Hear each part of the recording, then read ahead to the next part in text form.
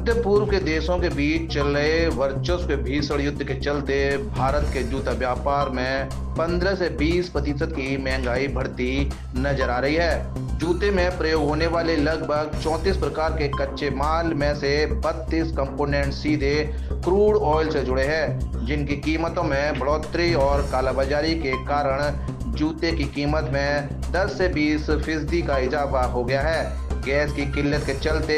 ढलाई और डाई का काम भी प्रभावित हो रहा है। कई फैक्ट्री बंद के कगार पर है। जूता व्यापार के प्रभावित होने और जूता व्यापार में बढ़ती महंगाई की समस्या के समाधान के लिए the Agra shoe factors federation और भीम युवा व्यापार मंडल ने संयुक्त रूप से पहल की है। The Agra shoe factor federation के कार्यालय पर प्रेस वार्ता कर दोनों संगठनों के अध्यक्ष प्रदीप कुमार पिप्पल और विजय सामा ने कहा कि जूता दस्तकारों और जूता कंपोनेंट्स व्यापारियों से बात की गई है। जूता व्यापार में बढ़ती महंगाई को रोकने के लिए कालाबाजारी करने और कीमत से ज़्यादा कंपोनेंट्स की कीमत वसूलने पर प्रतिबंध लगाने की अपील की है। अधिकांश जूता और कंपोनेंट्स व्यापारी विश्व संकट में एक साथ खड़े होने को तैयार हैं। आज the Agra shoe factor federation एवं भीम युवा व्यापार मंडल की संयुक्त एक प्रेस कॉन्फ्रेंस का आयोजन किया गया है, जिसमें खाड़ी युद्ध के द्वारा जो हमारे गरीब मजदूर दलित व्यापारी इन सब के ऊपर जो संकट आया है, इसको कैसे निवारण किया जाए और कहीं ना कहीं जो काला बाजारी हो रही है उसको कैसे रोका जाए, इस पर आज संयुक्त कार्यक्रम बैठक रखी गई है।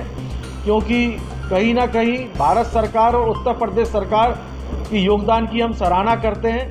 कि पेट्रोल और डीजल के दाम नहीं बढ़े, आम आदमी की जेब पे असर नहीं पड़ा है, परंतु जूते में लगभग जो 34 बाई प्रोडक्ट लगते हैं वह 32 लगभग डायरेक्टली इनडायरेक्टली पेट्रोलियम प्रोडक्ट से कंसर्न है। इस कारण जूते पर असर आ रहा है और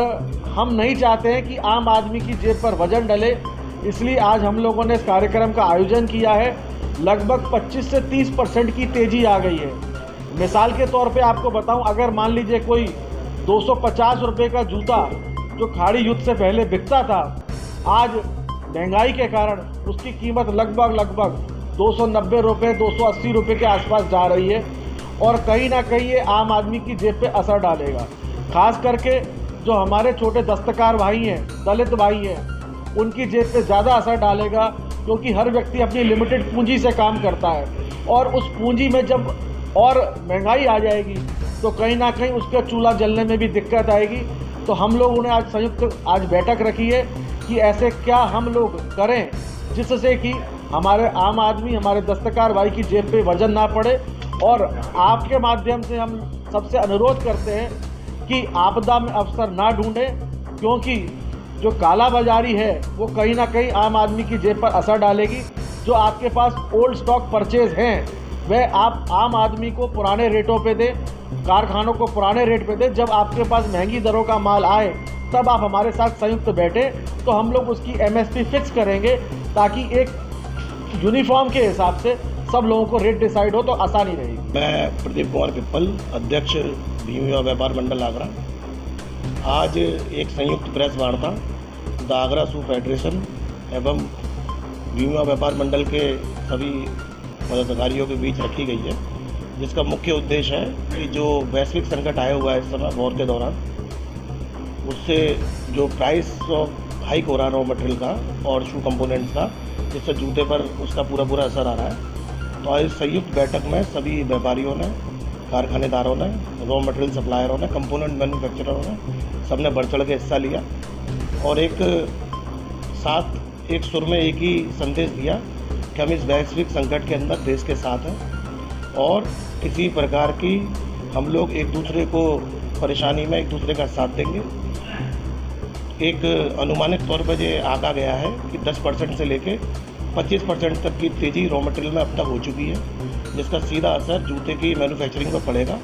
तो यहाँ पर सब लोगों ने एक दूसरे को इस चीज़ से अवगत कराया और इस चीज़ पर विश्वास भी दिलाया कि आने वाले समय में इस संकट की घड़ी में हम एक दूसरे का साथ देते हुए जो भी नॉमिनल चार्जेस, जो भी हम लोग कम से कम महंगाई इसमें सपोर्ट कर सकते हैं, बढ़ा सकते हैं, उसके आधार पर जूते का मूल्य तय किया जाएगा। इस पर सभी व्यापारी भाइयों ने, कारखानेदारों ने एक दूसरे के हाथ में हाथ मिला के पूरे देश को इस संकट से उबारने के लिए अपील की।